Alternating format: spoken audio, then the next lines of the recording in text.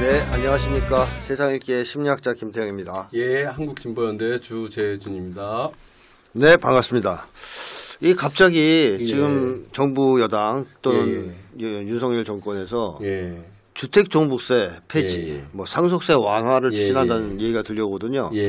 근데 이쪽에서 뭘 한다 그러면 의심이 되지 않습니까? 일단 뭔가 또 나쁜 짓을 하려고 하는구나라는 의심이 드는데요. 이거 참 기가 막힌데요.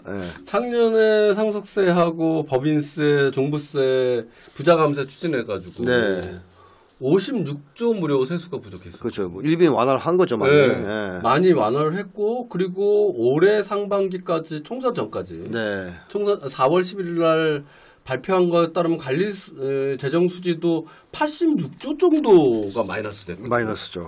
그런데 이걸 어떻게 감당하려고 걷다가 종부세하고 상속세도 완화해? 이거 부자 감세도 이렇게 추진하가는 나라 거덜내는 거 아니냐? 이런 얘기가 지금 나오고 있는 네, 그렇죠. 이런 겁니다. 이렇게 되면 세수가 더 줄어들 건 뻔하고 엄청 줄어들 재정 적자도 심해질 텐데. 심화될 거죠. 근데 왜 하는 걸라고? 왜 하려고 그러는 거예요? 잘 모르겠는데. 그러니까 5월 16일자로 성태윤 정책실장이 대통령 정책실장이 KBS 방송에 나와서 종부세를 폐지 방침도 사실상 폐지하겠다 이런 거고요. 그 다음에 상속세도 기준을 완화하겠다 이런 얘기를 했습니다. 상속세 같은 경우는 뭐 대주주 할증 제도를 붙이면 무려 60%, 대주주 할증 제도를 빼더라도 50%여서 상속세가 너무 높은 세율이다. 최고 세율이 그런 거지. 최고 세율이 그런 건데 이따 말씀드리겠지만 종합적으로 따지면 이걸 내는 사람이 거의 없어요. 네, 맞습니다. 혹시 내셨습니까? 저 선촉할 게 없어서 받을 것도 없고 낼 것도 없고. 보통 이 방송에 들으신 분들은 다 상속세를 내지 않아요.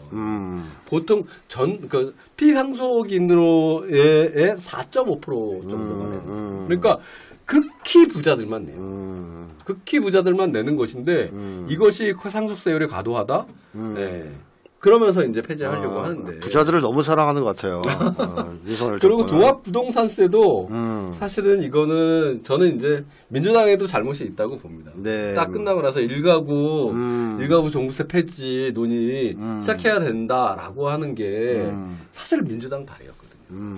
그러니까 요거를 받고 걷다가 상속세 엎어. 이게 이제 처음 대통령실에서 추진을 내놓는 건데 이게 사실은 굉장히 파장력이 적지 않을 거다 이렇게 보여집니다. 저 근데 그 감이 안 잡혀서 왜 이걸 하려고 그러는 거예요, 이 사람들이? 부자들을 너무 사랑해서? 사랑이 넘쳐서? 아니면 이걸 해주는 대신 부자들한테 뭐 받기로 한 게 있어요? 저는 이 정도의 지지율에서 이 정도를 추진하는 게 사실은 이게 정책 수단으로 타당한가? 그리고 지지율이 뭐 이번에도 갤럽 조사에 따르면 26%로 계속 바닥을 치고 있거든요. 20%를 계속 총선 이후에 지속적으로 넘지 못하고 있는데 자기 딴에는 이것을 활로라고 얘기하는 것 같아요. 지지율을 올릴 수 있다? 지지율을 올릴 수 있다라고 보는 것 같은데 이거는 대다수의 국민들이 아마도 반발이 훨씬 더 강하게 있을 거다고 생각합니다. 근데 여기서 쟁점은 이제 종부세의 완화 문제인데요. 지금 종부세 완화 문제를 얘기하는 게 아니라 지금 용산의 대통령실은 뭐라고 하냐면 종부세를 아예 폐지하겠다는 거거든요. 그게 이제 상당히 심각한 문제로 확대될 거다는 겁니다. 종부세를 폐지하면 누가 제일 좋겠습니까? 아이고 비싼 아파트 가진 사람이. 그러니까요. 그런데 잘 생각해 보면요. 2022년도에 종부세 기준을 벌써 완화했기 때문에 작년에 120만 명이 내던 종부세를요. 40여만 명으로 납세자가 축소했어요. 2조 정도가 세수가 감소했고요. 종부세는 목적세입니다. 이 목적세라는 건 뭐냐면 그 종부세를 거두면 어디로 가면 지방의 교부금으로 그대로 나가요. 딴 데는 못 쓰는 거예요. 그러니까 지방을 또 싫어해서 그러나? 그러니까 종부세를 낮추는 순간요. 그리고 기준을 완화하는 순간 결국은 지방고물세가 줄어들 수밖에 없어요. 그러니까 이거는 상당히 이 지방을 차별하는 정책. 일 수밖에 없는 거죠. 뭐 균형 발전이니 뭐 이런 거에 역행하는 그런 거는 뭐 그리고요 이게 원래 그 종부세 완화가 9억 기준이었었거든요. 그런데 이걸 12억으로 늘려놨어요. 네. 그런데 그걸 공수지가로 환산하면 지금도 한 17억 정도입니다. 그런데 이거를 폐지한다고요?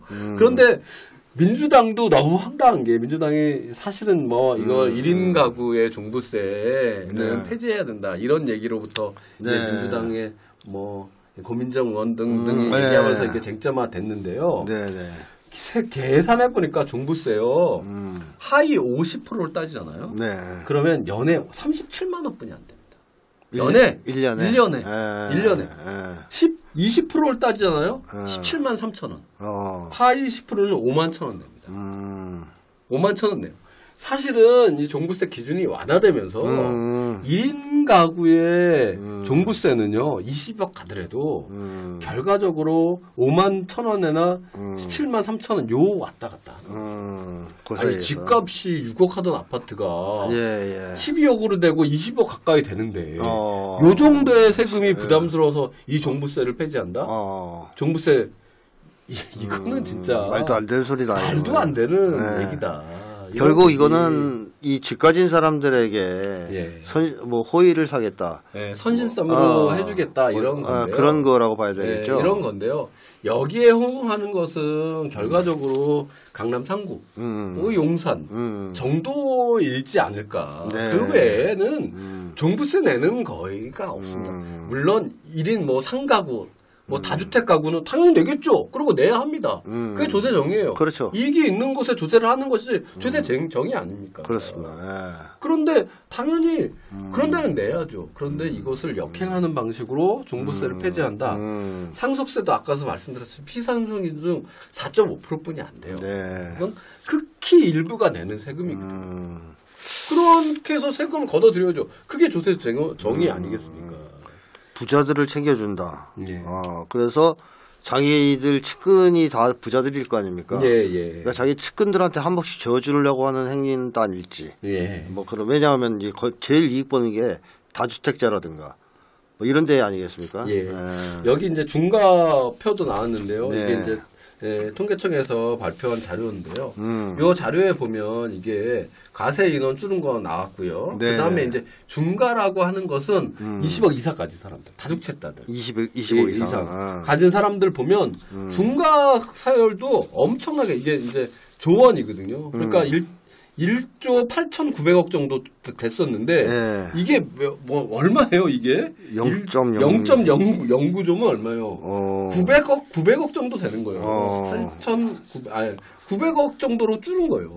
1조에서 900억으로 1조 8천억 2조 가까운 데서 900억으로 줄은 겁니다. 그러면 이거는 뭐냐면 결과적으로 지금도 세법 개정하지 않은 지금도 종부세가 있는 상태에서도 이만큼의 이 사람의 조세 부담률은 떨어지고 있다는 거예요. 떨어진다는 얘기인데도 불구하고 이것을 완전히 없어주겠다.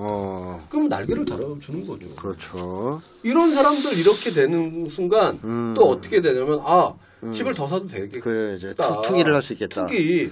지금은 경제가 워낙 어려우니까 투기 세력이 날려붙지 않지만 걔가 조금만 살아주고 조금만 살아난다 그러면 이 투기 수요는 다시 부동산으로 갈 수밖에 없고 부동산 경기의 활성화에 근본적인 목적이 있는 겁니다. 아까 말씀하신 것처럼 부자 감세는 결과적으로 이 부동산 투기의 활성화. 그렇죠. 그래서 건설업자하고. 건설업자. 이거로 연결되는 겁니다. 걔들하고 아주 밀착돼 있지 않나 싶어요. 밀착되어 있고 그리고 건설 산업이 활성화되지 않으면 지금 좀 이따 말씀드리겠지만 반도체 경기 바닥을 치고 있고요. 그 다음에 수출 경제 바닥을 치고 있어요. 먹고 살 게 없다고 보여지는 거고. 그럼 건설로 또 한번 해보겠다. 건설 경기가 우리나라의 GDP의 산업별로 분석으로 보면 25%에서 30% 가까워요. 근데 그 건설은 서민들의 삶과는 큰 관련이 없는 거 아닙니까? 그렇죠. 오히려 서민들에게는 더 고통을 주는 거 아닙니까? 그러니까 일자리를 일부 창출할 수 있는데요. 그러니까 예전에도 이제 대운하 사업할 때 기억나시죠? 이명박이 대운하 사업 막 했던 게 그게 결국 뭐냐 경설업자 살리기였었는데 20조 투자해가지고 일자리는 뭐 얼마 이제 건설 경기라고 하는 게 일자리가 그렇게 일자리 창출률이 높지 않은 게 다 지금은 외국인 쓰죠. 외국인 쓰는 데다가 걷다가 건설 기계로 다 하는. 그렇죠. 기계로 하고. 토목 사업은 다 건설 기계가 하는 거예요. 그렇죠. 그러니까 건설 인력이라고 하는 인력 공급이라고 하는 일자리 창출이라는 것에 상관계수가 매우 낮아집니다. 네, 그리고 고급 일자리가 아닙니다. 이건 일단. 또 고정된 일자리도 아닐 뿐더러. 그렇죠. 그래서 여러모로 볼 때 이거는 경기를 부양하겠다는 목적보다는 한국 경제를 왜곡하는 왜곡하고 자기가 챙겨줄 사람들 확실하게 밀고 챙겨주겠다. 뭐 이런 목적에 더 가깝지 않을까. 걷다 고령화 사회가 굉장히 급속하게 늘고 있고. 그럼 고령화 사회가 늦다는 것은 집에 대한 소유가 줄어든다는 그렇죠. 그렇게 될 수밖에 없죠. 줄어든다는 거예요. 그런데 건설 경기를 계속 부양하면 공급이 많아져 수요는 적어. 그러면 집값을 하락해. 건설 경기 붕괴가 지금 일어나는 건데 지금 이런 상태가 딱 된 건데 이런 상태에서 다시 건설 경기를 부양하기 위해서 이런 종부세 문제 폐기를 다시 공약한다? 이건 한국 경제를 완전히 왜곡시키는 결과를 낳게 됩니다.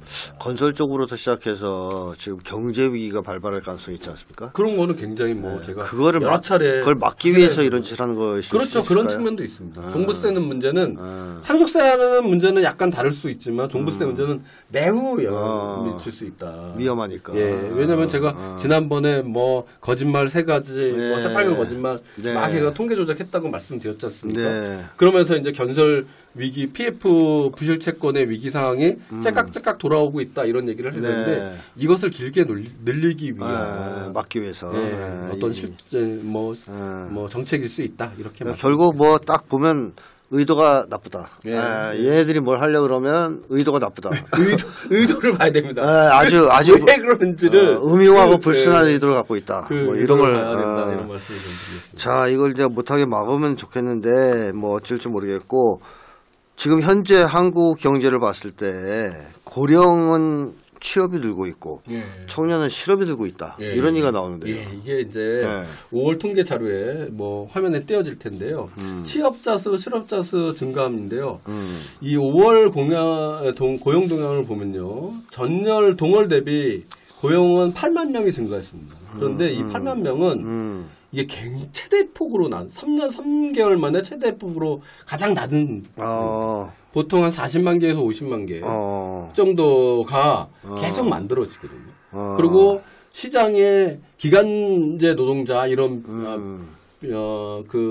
불안전 노동자들이 많기 때문에 이런 일자리가 계속 창출돼야지만 실업자들이 새로운 자리를 옮겨갈 수 있거든요.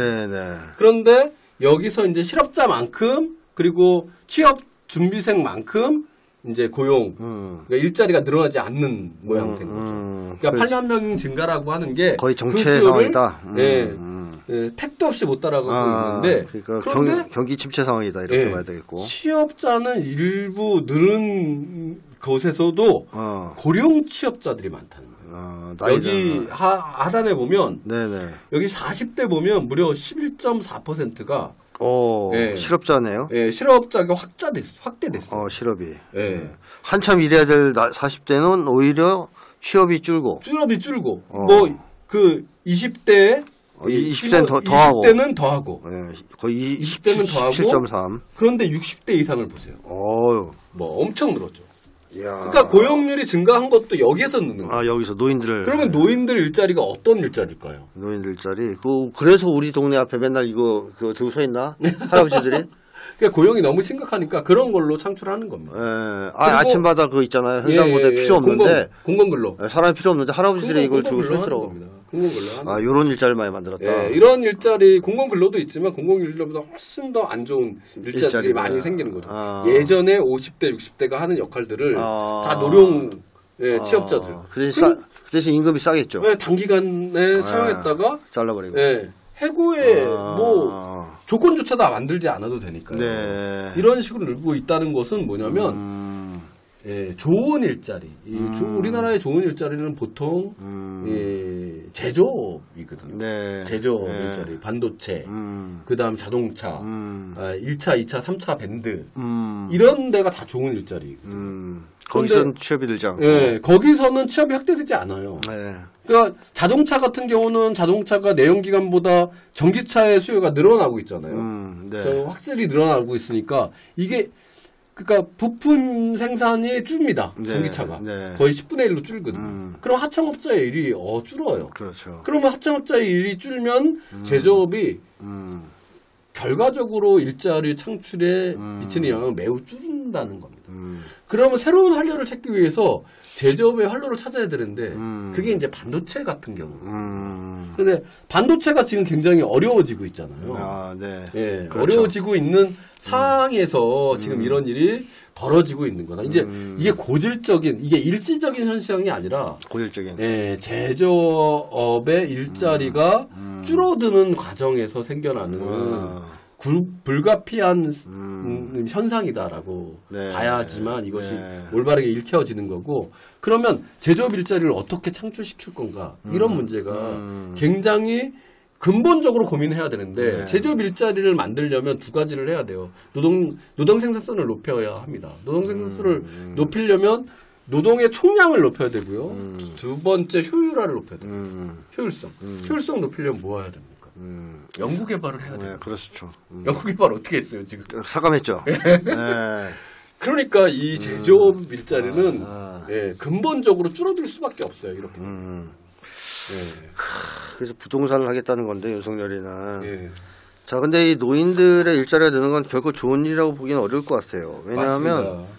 노인들이 좀 집에 쉬어야 될지 이 나이 드셔서 그러니까 이게 사실은 얼마나 어려우면 또 이렇게 나와서 예, 빈곤율이 노인 빈곤율이 거기에서 거의 40에서 50% 예. 정도가 되는 거거든요. OECD 최고 아닙니까? 예, 최고죠. 이건 뭐 부동의 일이에요. 네. 그러니까 그분들이 일하지 않고서는 살 수가 없는 예, 거죠. 살 수가 없는 거예요. 불쌍해요. 예. 노인들도 이 나이에 나와서 일하면서 박봉에. 예, 그러니까 예. 이게 이제 근본적인 문제이기 때문에 이 문제를 해소하지 않는 한, 네.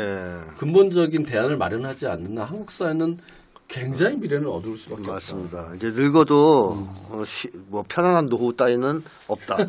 늙어서까지 계속 일을 해야 된다. 이런 상황이라는 거죠. 웃을 일이 아닙니다. 네, 이제 우리의 미래입니다. 네. 자, 이런 와중에 물가는 계속 뛰고 있어서 이제 드디어 삼겹살 1인분에 2만 원까지 올랐다는 얘기예요. 예, 이게 이제 서민의 식품 아닙니다. 이제 3명 먹으면 6만 원 내야 되고 소주 한 잔 먹으면 10만 원 내야 됩니다. 예. 최저임금이 한 210만 원 정도 되니까요. 이제 서민의 음식은 그러니까 소주 한 잔 먹으려면은 자기의 월급의 한 20분의 1은 날아가는 거예요. 네. 그러니까 굉장히 어려운 상황이 되는 거다, 이런 얘기 드리고요. 함께 제가 이제 꼭 말씀드리고 싶은 것은 또 다른 도표 하나 보여주셨으면 좋겠는데, 경상수지 적자입니다. 이게 우리나라의 다 구조적인 문제인데, 이 문제도 고환율 문제가 이제 삼겹살의 문제도 고환율의 문제거든요. 있죠. 그렇죠. 삼겹살의 문제를 여러분들 잘 생각하면 이거 한 돈 먹는, 한 돈 파는 데 없어요. 다 멕시코산하고 외국산을 하잖아요. 그렇죠. 특히 외식은 다 그렇거든요. 그런데 그게 굉장히 싼 가격으로 들어왔기 때문에. 그런데 지금은 굉장히 그것도 높아졌어요. 그럼 그 원가가 높아졌냐? 그렇지 않아요. 환율 때문에. 네, 환율이 높아졌기 때문에. 환율이 높아지면서 그 원래 1,000원, 1달러에 1,000원 했던 게 1달러 2,000원 되니까 2,000원 2만 원 되는 거예요. 만 원 했던 게 2만 원 되는 거예요. 그렇죠. 그러니까 이게 외식 물가 이 고질적인 거고. 그런데 이 고환율 문제는 또 어떤 영향을 미치냐면요. 이게 경상수지 적자랑 연결됩니다. 그 물가도 뛰게 하고 경상수지 적자도 가져온다. 자, 환율이 뛴다 그러면 수출은 좀 늘어야 되는 거 아닙니까, 원래? 수출은 많이 늘어야죠. 많이 늘어야죠. 많이 늘었는데 많이 늘었다는 얘기는 뭐 거의 들리지 않죠. 그런데 경상수지 적자는, 경상수지는 무역수지랑 다릅니다. 그래요? 네, 경상수지는 무역수지는 무역한 거잖아요. 그런데 걷다가 서비스 수지까지, 서비스 수지와 본원 수지라고 해가지고 합쳐있는 뭐냐면, 외국인 투자자가 우리나라에서 돈을 벌어가. 이거는 무역 수지는 아니잖아요. 그렇죠. 이게 경상수지에 포함돼요. 그러니까 우리나라 현대자동차가 외국에서 벌어와. 그것도 포함됩니다. 이것도 포함됩니다. 네, 이것도 포함돼요. 그런데 무역 수지는 어쨌든 나아지고 있다고 얘기하잖아요. 네, 정부는. 그렇죠. 정부에서. 반도체는 잘 팔리고 있고 그나마 바닥쳤다. 현대자동차 뭐 엄청 많이 팔렸다, 이런 얘기를 하잖아요. 무역 수지는 흑자인데 그러면은 경상수지 적자는 뭐냐? 이게 주식 배당금을 엄청 찾아가는 거예요.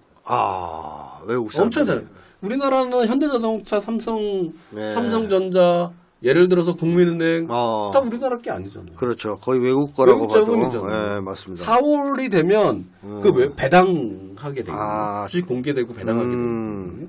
그래서 4월 달에 엄청나게 뺏어 먹거든요. 네. 배당 수익이 엄청나게 나간 거예요. 그러니까 이게 적재폭이 커지는 겁니다. 이거는 그러니까, 진짜 구조적인 문제네요. 네, 수출을 많이 한다고 하더라도 제접 일자는 줄고요. 그 다음에 배당 수입은 높아집니다. 외국인들이 가져가는 몫은 커지고. 외국인이 가져가는 몫이 훨씬 커지는 거예요. 걷다가 현대자동차 그리고 뭐 삼성전자, SK는 다 지금 반도체 공장 다 미국에 다 짓고 있잖아요. 네. 그러니까 그거가 어떻게 하겠어요. 그럼 그건 다 일자리 창출도 결국 미국 일자리 창출하는 거고. 그렇죠.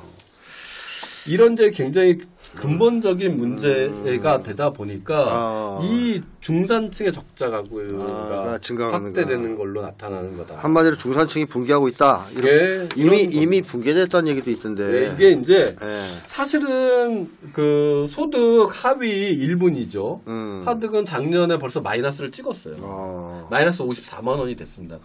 작년 하반기. 네. 그러니까 빚내지 않고서는 생존이 불가능한 상태가 됐는데 이게 하위 1분위 뿐만 아니라 하위 2분위, 3분위, 4분위까지 이게 이제 중산층이라고 부르는 사람분들입니다. 보통 이분들이. 그런데 여기에서 도표 나가는 거에 보면 2분위가 28%, 3분위가 17%, 4분위가 18% 정도가 적자 가구라는 거예요. 5분위까지. 네. 적자 가구라는 거예요. 그러니까 뭐 5분 이하 뭐 10% 안팎이니까 그것도 매우 적은 건데 이 분들은 적자 가구라는 것은 이 그 전체 100가구 중에서 아니 10가구 아니 5가구 중에서 한 가구는 적자 가구라는 거예요.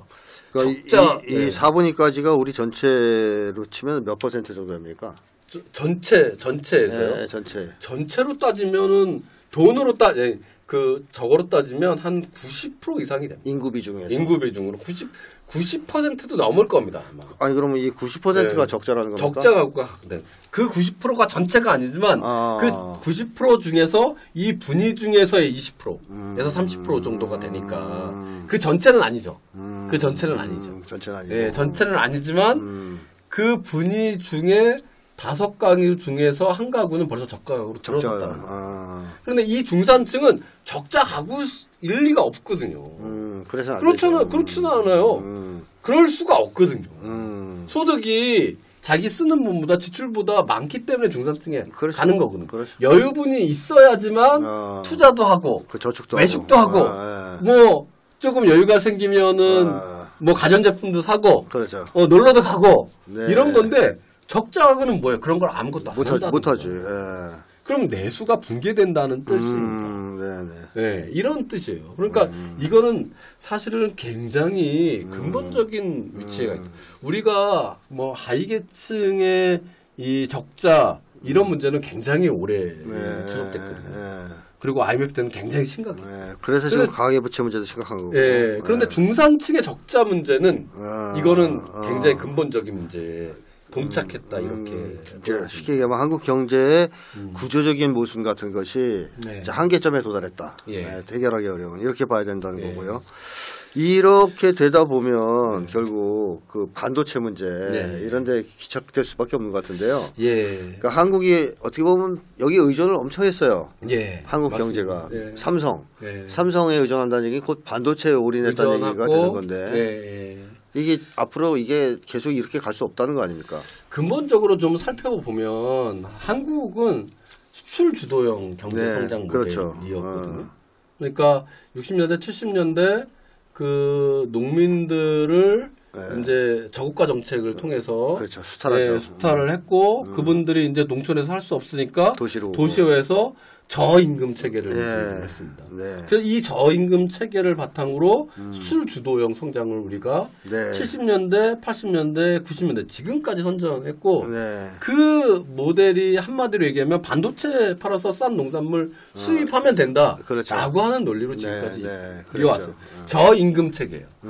저임금 체계를 했는데 이게 이제 근본적인 한계에 놓였다는 게 뭐냐면 그 저임금 체계에도 불구하고 우리나라는 부동산 시장이 끊임없이 성장했습니다.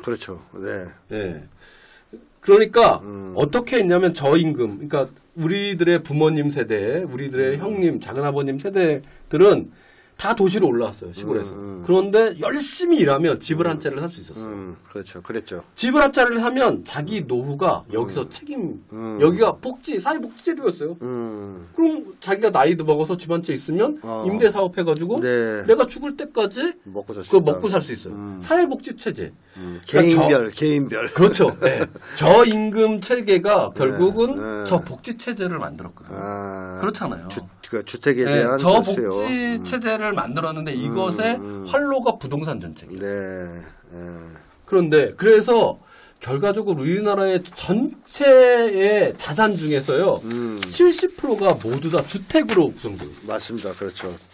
돈이 있어봐야 다 집에 묶여 있다는. 네, 집에 묶여 있어요. 그런데 그 집 한 채 갖고 있으면은 이제 그 노후 자금도 마련됐던 거예요. 그런데 이제는 이제 근본적인 한계가 온 거예요. 어떻게 왔냐면 첫 번째로 부동산을 예전에는 거의 모든 사람이 열심히 일하면 집 한 채는 살 수 있었죠. 그것도 죽기 전이 아니고 좀 중년층, 40, 50대. 그리고 그거로 또 불려서 아이들을 교육을 시킬 수 있었고. 맞아, 그랬죠. 그리고 조금 나오면 그걸 아이들에게 상속도 할 수 있었습니다. 증여도 할 수 있었어요. 그래서 아이들은 그것을 바탕으로 조금 더 계층 상승의 사다리가 만들어졌었어요. 그래서 개천에서 용나기도 하고 그랬잖아요. 네, 그게 이제 70, 80년대까지 였다면 이제는 이 무주택자가 지금 43%였어요. 이 43%는 이 사람들은 노인복지가 없어요. 그렇죠. 미래가 없죠. 없잖아요. 그런 다음에 저복지 체도도 유지되는 거죠. 그러니까 43%랑 거의 비슷한 양이 노인 빈곤층으로 올라가게 됐고 그분들은 살 수가 없으니까 끊임없이 나와서 일할 수밖에 없는 체계였고요. 그 다음에 이제 이 부동산 체계와 함께 부동산이 이제 붕괴됩니다. 왜냐하면 부동산 경기를 계속 갈 수 없거든요. 거품이 터질 거고 고령화 사회 그리고 뭐 인구 소멸 시대를 살으니까 이 부동산 경기를 껄뚫릴 수밖에 없어요. 그렇죠. 이게 한계가 근본적으로 나죠. 두 번째는 수출 주도형 경제가 지속 가능하냐? 이게 가능하지 않다는 게 지금의 상황입니다. 반도체에서 말씀하셨는데 우리는 뭐 국제 분업 해가지고 우리는 반도체 메모리 시장만 장악하면 된다. 그랬죠. 이런 얘기를 했거든요. 그런데 그 시대가 완전히 끝났어요. 맞습니다. 이게 반도체 시장에 보면 AI 시대로 지금 완전히 넘어가죠. 엔비디아가 막 천정부지로 날아가잖아요. 엔비디아가 하는 게 뭐냐면 그게 팹립스라고 하는 겁니다. 이제 반도체의 그 설계하는 게 팹립스라고 하는. 파운드리라고도 부르는 겁니까? 그거는 이제 팹립스는 설계하고 생산하는 게 파운드리입니다. 파운드리입니다. 그리고 파운드리의 반도체를 만들면 그 반도체의 기업 장치가 비메모리, 메모리 시장. 메모리 시장. 두 가지가 있고. 요 메모리 시장을 이제 삼성과 SK가 장악하고 있어요. 우리나라가 하는 게. 그런데 처음에는 AI 전까지만 해도 요것만으로도 할 수 있었어요. 잘 나갔다 이거죠. 잘 나갔어요. 메모리 반도체로. 그런데 이게 수직 분업화가 딱 되니까 이 최상위가 내 말 안 따르면 너 없어 이렇게 되는 거예요. 지금 엔비디아가 그 삼성이 엔비디아에 목을 매는 게 쩔쩔 매는 게 그런 거거든요. 엔비디아 너 삼성에서 제외하니까 삼성 주가 폭락했다가 약간 뭐 이재용이 찾아가서 야 우리 거 좀 써줘 그러니까 약간 올라가고 있잖아요. 이게 분업 체계가 아니라 수직 종속 체계가 된 거예요. 엔비디아가 이 팹리스 쪽이라고 봐야 그렇죠. 팹리스. 그 다음에 TSMC가 파운드리. TSMC 유명한. 그리고 삼성이 이제 하위 있는데 이제 우리는 개발을 메모리만 한 거죠. 죽으라고 한 거죠. 그러니까 뭐 팹리스 부분이나 파운드리 부분은 완전히 지금 취약하게 된 거고 거기에 족속성이 심화된 거죠. 우리의 그 뭐 경제 체계의 예속성도 이 대표적인 사례인데 이것을 빠르게 극복할 수가 없어요. 그렇겠죠. 하루아침에 되겠습니까? 하루아침에 되는 것도 아니고 사실은 TSMC 같은 경우는 이 팹리스 산업이 주변에 엄청나게 확대되어 있다고 하거든요. 자기 주변에. 그래서 이 기술 기반, 설비 기반도 꽤 튼튼한 가운데 파운드리라고 하는 위탁 생산도 가능했다. 그러니까 쉽게 얘기하면 TSMC는 주변에 협력하는 중소업체를 그렇죠. 많이 생태계를 쫙 만들어 놓은 거죠. 키워주고 자기도 살았던 거죠. 그러니까 대만을 얘기할 때 보통 중소기업, 큰 기업이 하나 쓰면 중소기업들이 엄청나게 탄탄하게 받쳐준다. 약탈을 안 했다는 뜻이기도 하네요. 그렇죠. 대기업이 상생. 그런데 우리나라는 어때요? 삼성, SK. 크면 클수록 중소기업을 죽입니다. 전부 빨아먹잖아요. 전부 없애고 기술 탈취하고 약탈하고. 그리고 결과적으로는 그게 자기가 성장하는 것으로 보이지만 생태계는 완전히 없앤 결과가 된 거고요. 결국 이 생태계가 완전히 무너지니까 결과적으로 삼성과 SK가 지금 살 수 없는 거고 그 예속성이라고 하는 게 미국의 반도체에 대한 예속성이 높아지는 거예요. 미국 반도체의 예속성이 높아지니까 당연히 이 뭐 SK의 장수 그 다음에 삼성의 무시 공장 이 반도체 법에 때문에 그거 투자하지 말라니까 지금 망하고 있는 거예요. 그렇죠. 이게 결국 수출 주도형 경제체계도 매우 한계가 극명해지고 있다. 쉽게 말하면 대외 종속형 경제체제라고도 할 수 있다. 맞죠. 그렇기 때문에 어느 순간에는 더 이상 성장하지 못하는 한계가 굉장히 명확하다. 그래서 지금 그게 이제 왔다. 그렇죠. 그래서 이 수출 주도형의 경제 체계 문제, 그리고 제조업의 생산성을 높이는 문제, 제조업의 일자리를 창출하는 문제, 사회복지를 확대하는 문제까지도 다 선순환이 될 수 있도록 설계를 다시 하는 근본적 리셋이 지금 필요한 상황이다. 이런 얘기를 좀 드려보겠습니다. 한마디로 지금의 경제 위기는 땜빵식으로는 극복할 수 없다. 걷다가 저 건설 경기에 부양으로는 어림도 없다. 오히려 상황을 악화시킬 것이다. 따라서 근본적인 개혁이 필요하다. 그 얘기를 언제 한번 집중적으로 정리해 주십시오. 나누겠습니다. 자, 좋은 말씀 감사합니다.